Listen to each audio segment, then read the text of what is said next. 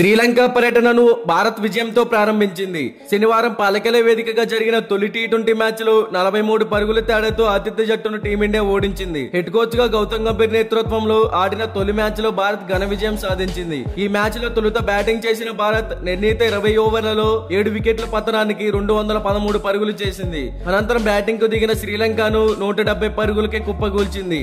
కాగా ఈ మ్యాచ్ లో 26 బంతుల్లో 58 పరుగులు చేసి భారత్ విజయం సాధించడంలో ప్రధాన పాత్ర పోషించిన టీమిండియా కెప్టెన్ అయిన Suryakumar Yadav player of the match గా నిలిచాడు. ఈ మ్యాచ్ లో టాస్ గెలిచిన శ్రీలంక కెప్టెన్ చరిత్ అసలంక భారత్ కు బ్యాటింగ్ అప్పగించాడు. రోహిత్ శర్మ, విరాట్ కోహ్లీ టీ20లకు రిటైర్మెంట్ ప్రకటించడంతో వారి స్థానాలను రిజర్వ్ చేసుకునే లక్ష్యంలో ఉన్న యువ ఓపెనర్లు శుభ్మాన్ గిల్, యశస్వి జైస్వాల్ మొదటి నుంచే దూకుడుగా ఆడి భారత్ కు అదిరే ఆరంభం ఇచ్చారు. జైస్వాల్ 21 బంతుల్లో 40 రన్స్ చేయగా గిల్ 16 బంతుల్లో 34 రన్స్ స్కోర్ చేశాడు. ఆ తర్వాత కెప్టెన్ అయిన సూర్యకుమార్ యాదవ్ 26 బంతుల్లో 58 రన్స్ తో చెలరేగిపోయాడు. చివరిలో రిషబ్ పంత్ 33 బంతుల్లో 49 రన్స్ చేయడంతో భారత్ 20 ఓవర్లలో 213 పరుగులు చేయగా 7 వికెట్లు పడ్డాయి.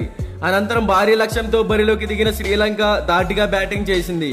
ఓపెనర్లు పాతం నిశాంక 48 బంతుల్లో 79 రన్స్ చేయగా కుశాల్ మెండిస్ 27 బంతుల్లో 45 రన్స్ చేయడంతో శ్రీలంక లక్ష్యం దిశగా సాగింది.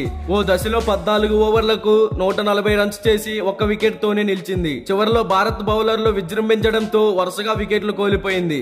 19.2 ఓవర్లలో 170 పరుగులకు కుప్పకూలింది. 19వ ఓవర్ వేసిన రియాన్ పరాగ్ మొదటి 2 బంతులకు వరుసగా 2 వికెట్లు తీసి శ్రీలంకను మడత పెట్టేశాడు.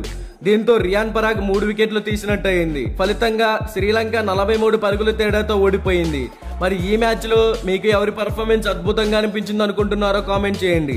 ఇలాంటి డైలీ క్రికెట్ అప్డేట్స్ కోసం మన ఛానల్ ని వెంటనే సబ్స్క్రైబ్ చేసుకోండి. Thank you for watching.